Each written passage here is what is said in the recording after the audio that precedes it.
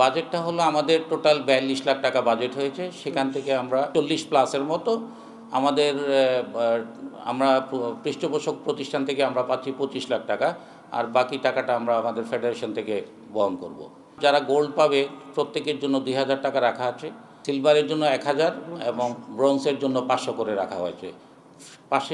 পাশাপাশি আমাদের মেডেলটাও যাচ্ছে। হ্যাঁ, আমাদের বিগত কয়েক বছর যাবৎ মেয়ে সাঁতারুর বেশ দশ নেমেছে। আমরা চেষ্টা করতেছি এই ট্যালেন্ট হান্ট, আমাদের একটা ট্যালেন্ট হান্ট কার্যক্রম কিন্তু এখন চলমান আছে। আমরা এখান থেকে মেয়েদের উপরে বেশ জোর দিয়েছি। তারপরও যে আশানুরূপ মেয়ে পেয়েছি তা না, আমরা ১২১ জন হ্যাঁ ১৪৫ জন মেয়ে পেয়েছি। আমরা সেখান থেকে নেক্সট আমাদের যে সিনিয়র হবে সেখানে আমরা তাদেরকে ইনক্লুড করার চেষ্টা করব ইনশাল্লাহ। প্রোগ্রামে গিয়েছিলেন, সেখানেও কিন্তু আমি এই প্রশ্ন তুলেছি এবং উনি বলছেন যে এটা দেখবেন ইমিডিয়েট।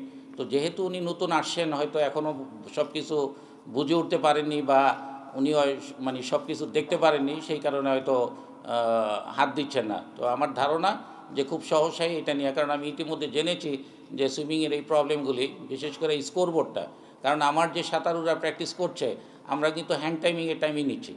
তো এটাতে ভালো কতটুকু খারাপ কতটুকু এটা কিন্তু আমি কনফার্ম হতে পারছি না যতক্ষণ পর্যন্ত আমি স্কোরবোর্ডের মাধ্যমে রেজাল্টটা না নিতে পারবো। আসলে বিকল্প ভাবার কারণ হলো যে আমরা ভাবতে পারি না, কারণ ফেডারেশনের এইরকম ফান্ড নাই যে ৫-৭ কোটি টাকা দিয়ে একটা স্কোরবোর্ড আমরা লাগাবো। আমরা হয়তো ২-৪-১০ লাখ ২০ লাখ টাকা হলে সেটা আমাদের পক্ষে সম্ভব অ্যাভেল করা, কিন্তু বাট প্রপার্টিটা হলো জাতীয় ক্রীড়া পরিষদের, একমাত্র ওনাদের পক্ষেই সম্ভব বা সরকারের পক্ষে সম্ভব স্কোরবোর্ডটি লাগানো। তো আমরা জানি যে এটা লাগানোর পর থেকে এই পর্যন্ত কোনো দিন কাজ করেনি। তাহলে কর্তৃপক্ষ যারা আছেন তারা কেন তাদের ঠিকাদারকে প্রশ্ন করেন না? যে কথাটা আপনার, যে কথাটা আমার, আপনারা অনেক পত্রিকায় অনেক টিভিতে এই বিষয়টি অনেকে দেখিয়েছেন, লিখেছেন, কিন্তু বাট এটার কোনো রেসপন্স পাচ্ছি না। আমি এর আগের প্রোগ্রামে ওনাকে উপদেষ্টা করেছি এবং আমি ওনাকে স্টেজে দাঁড়িয়ে বলেছি এবং আঙ্গুল দিয়েও দেখাইছি যে আমাদের এই প্রবলেম, যদি আমরা এটা সেটেল করতে না পারি তাহলে আমার সাঁতারুদের অরিজিনাল টাইমিংটা আমি বুঝতে পারবো না। ওনারা দেখবেন আসলে এই আশা দিয়ে দেওয়া, আশা পাওয়া ছাড়া আমাদের কিছু করার নেই। আমরা যদি মনে করি যে একটা স্কোরবোর্ড লাগাবো খেলার স্বার্থে, কোনো ব্যক্তির স্বার্থে না, আর একটা ভালো স্কোরবোর্ড লাগাইলে সেটা সাঁতারু তৈরি হওয়ার ক্ষেত্রে একটা বড় অবদান রাখবে, কিন্তু আমরা তো সেই সুযোগটা পাচ্ছি না। ইন্টারন্যাশনাল পর্যায়ে আমাদের তো এখন যে অবস্থা, সেই অবস্থা আমাদেরকে আগে তৈরি করতে হবে। যেমন আমরা ডাইভিংটা এবারই প্রথম করলাম, তো মেয়েদের, তো সেই ক্ষেত্রে আমরা মেয়েদের ডাইভার যদি আমি তৈরি করতে পারি তাহলে কিন্তু আমি ইন্টারন্যাশনালটা চ্যালেঞ্জে নিতে পারি, বাট সেটা আমি এখনও তৈরি করে উঠতে পারিনি, কারণ আমরা তো আসলামই খুব কম সময়ে। তো আমরা চেষ্টা করছি যেন আমাদের এখানে ইন্টারন্যাশনাল স্ট্যান্ডার্ডের ডাইভার তৈরি হয়। এগুলি আসলে বিভিন্ন রিজন থাকে, শুধু যে আমাদের ফেডারেশনের কোনো গাফিলতি আছে তা না। আমরা দেখা যায় যে এই সাঁতারুদের ভবিষ্যৎটা কী, আমি যদি একটা সাঁতারুর ভবিষ্যৎ দিতে না পারি তাহলে সে কেন সাঁতারে থাকবে বা অন্য ডিসিপ্লিনে কেন সে থাকবে?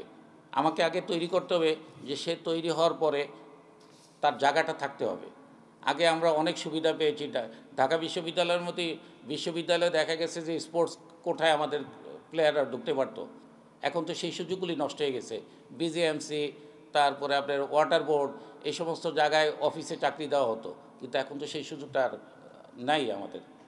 আমি একটু আগে বলেছি যে আমাদের সাঁতারের লাস্ট কয়েক বছর সাঁতারের পজিশনটা খুব খারাপের দিকে চলে গেছে। আমাদের যে টাইমিং ছিল আমরা সেই টাইমিংও হারিয়ে ফেলেছি। আগে কিন্তু যে কোনো, যখনই আমরা কোনো টুর্নামেন্ট হতো সেখানে সাঁতারের একটা পদক আশা করতাম, কিন্তু বাট বিগত দিনের কর্মকাণ্ডের কারণে হোক বা আমাদের গাফিলতির কারণে হোক আমরা সাঁতারটাকে অনেক নিচে নিয়ে গেছি, যার কারণে সাঁতারের পদক পাবে এই আশাটা করতে পারছি না। আমরা আসলে দায়িত্ব নিয়েছি শুধু বসে থাকার জন্য না, আমরা আমাদের চিন্তা চেতনার মধ্যে আছে যে আমরা কিভাবে স্বর্ণ আবার ফিরে আনব। তো সেই দৃষ্টিকোণ থেকে আমরা প্র্যাকটিসটা করে যাচ্ছি।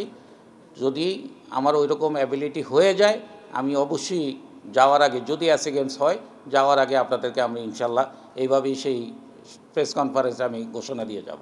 আমার এখানে যে রেকর্ডগুলো হয় সেগুলো কিন্তু আমার দেশীয় রেকর্ড, এটা কিন্তু আন্তর্জাতিক মানের রেকর্ড না। তো সেই কারণে আমি আসলে কনফার্ম করতে পারি না, তবে সাঁতারের অনেক ডেভেলপ হয়েছে, এটা আমি আপনাদেরকে এনশিওর করতে পারি এবং আপনাদেরকে দাওয়াত দিচ্ছি যে আপনাদের ব্যস্ততার মাঝখানেও যদি পুলে আসেন দেখতে পারবেন। আমার টোটাল বর্তমান যেই কোচ যিনি প্র্যাকটিসটা করাচ্ছেন উনি এবং আমার সাঁতারুদের মধ্যে এই অ্যাথলেটদের মধ্যে যে বন্ধনটা এটা খুব চমৎকার, এবং প্রতিদিন উনি কাউকে 1 মিনিটও ছাড় দিচ্ছেন না। ইভেন উনি আমাদের দেশীয় যে সমস্ত খেলাধুলা হচ্ছে ওইটারও বিপক্ষে উনি। ওনার কথা হলো যে আমার এসএ গেমসের জন্য আসছে, আমি এসএ গেমসের জন্যই তাদেরকে তৈরি করব, আমি অন্য কোনো টুর্নামেন্টে আমি দেবো না। আমরা কিন্তু পদকের দিক দিয়ে কিন্তু সবসময় সুইমিং বেশি পাই, গোল্ড পাইনি, গতবার আমরা গোল্ড পাইনি, তার আগের বার 2016-তে শিলা পেয়েছে।